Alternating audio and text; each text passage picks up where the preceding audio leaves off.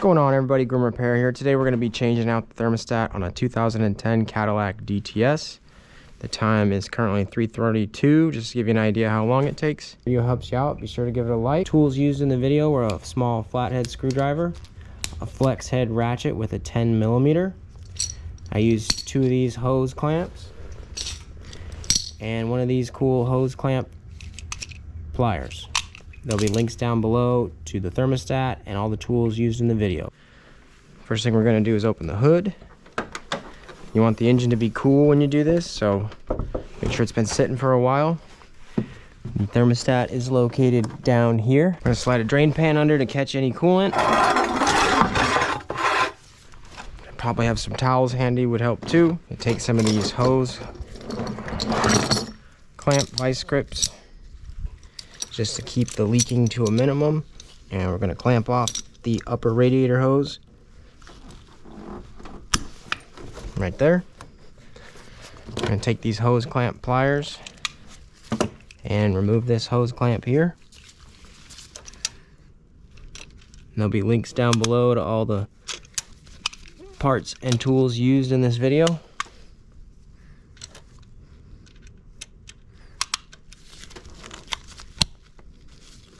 This holds the clamp open pretty nice. It's not going to slip off of there. It can swivel around. There we go. Now it's loose.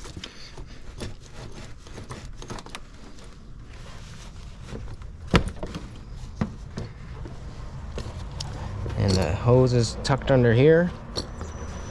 Just fish it out.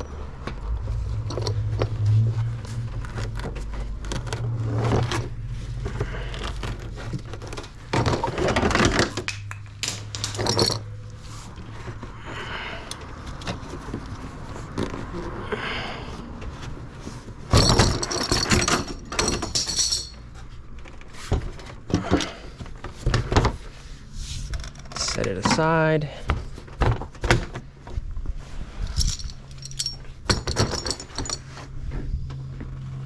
Now I have a locking flex head ratchet here. There are 2 bolts on the thermostat. One's up top, one's exactly the opposite of this one, and they're 10mm bolt.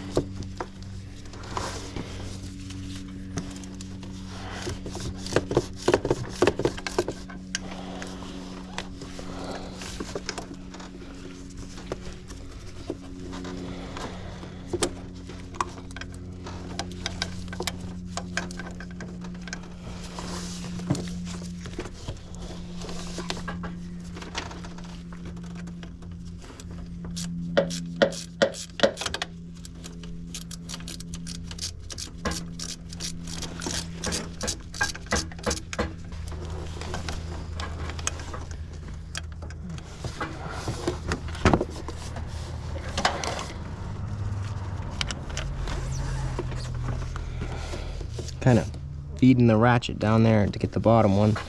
Now that I got it loose, it's turning pretty easily.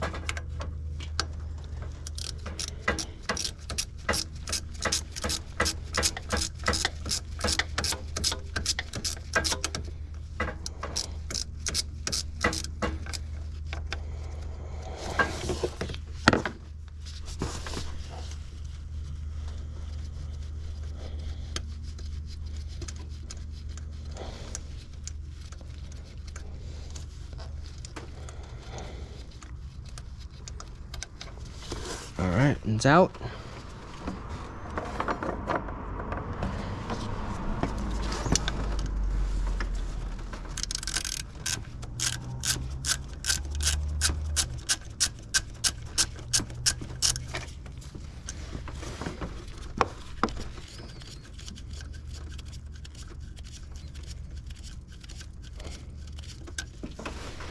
And the second one's out.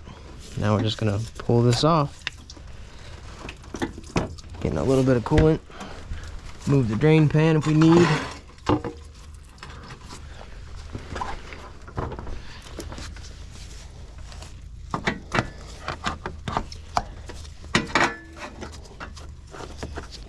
Get that out of the way. All right, and there's our thermostat. Probably gonna get some more coolant out once we pop that out, but I'm just going in there and prying it out. Maybe use a small screwdriver to get it out. Not prying on the housing here, just hooking it and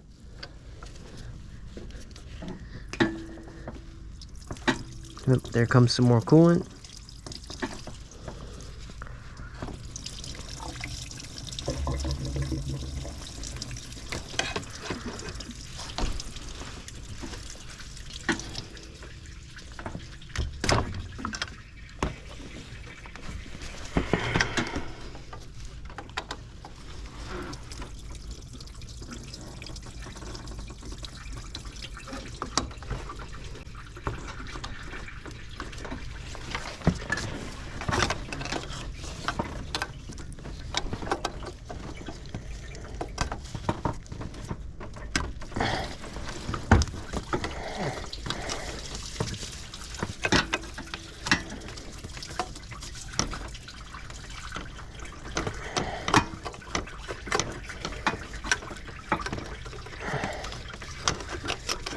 And it's out.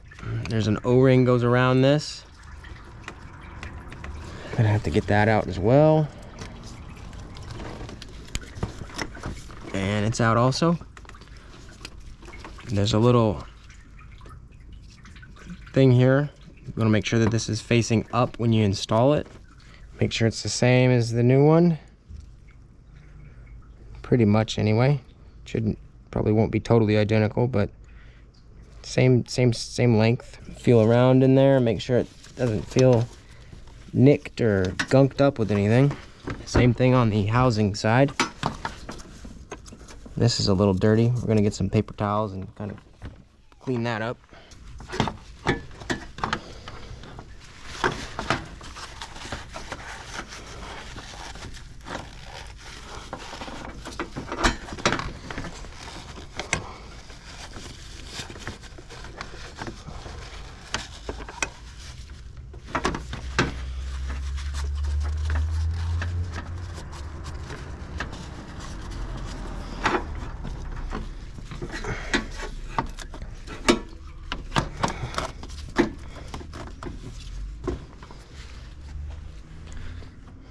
All right, we're installing this with this bleeder hole here facing up.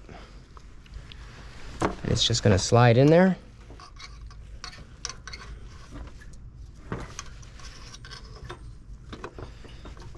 Make sure you get it centered in the groove.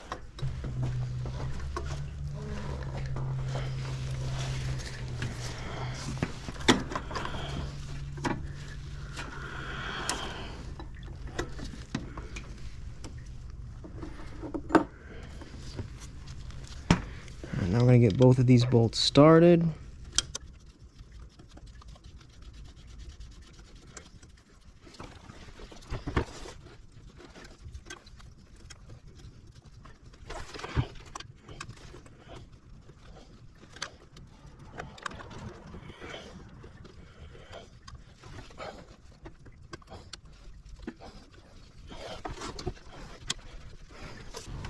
All right, now we're going to tighten it down a little bit on one side, a little bit on the other, till it's snug.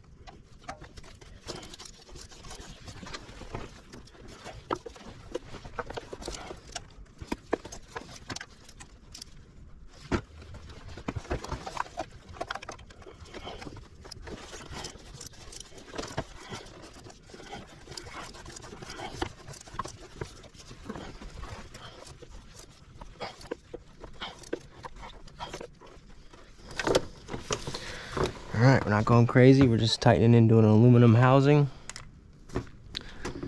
Go ahead and pull this clamp.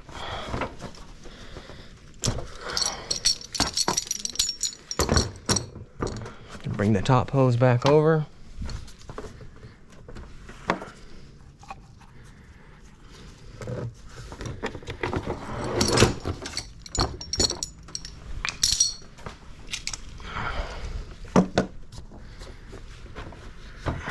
Tuck it under this cover here.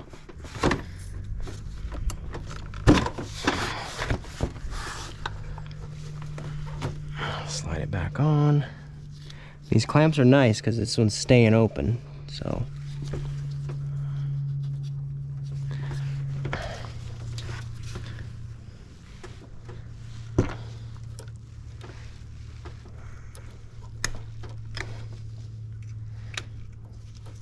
There we go. Remove that clamp. Now we're going to top it off with fluid. Check for leaks. We're using Dexcool. If you're using the full strength stuff, you want to make sure you dilute it with distilled water. Mineral deposits in tap water can cause electrolysis and corrosion. The time is currently 4:01. I haven't let all the air out yet, but that should just take as long as it takes for your engine to heat up and do all your leak checks and everything. If you are filling this, there's a little overflow tube right there. If you get the coolant into there, it's going to leak out the bottom. So if that happens, don't jump and say, oh, my overflow is cracked, because it could just be dumping out that little tube right there. But yeah, it didn't take too long. That's not the book time. That may not be what your mechanic is charging you for, but that's how long it took me. And since we didn't lose that much coolant, I'm not going to overfill it too much. Then we're gonna run it, let it warm up, let the thermostat open up, and recheck the level. When it's running, you wanna leave this lid off so that any air bubbles can come out, because this is the highest point of the cooling system. And if everything's good, hopefully your overheating problem stopped, and that's it. High five, you did it. Thanks for watching.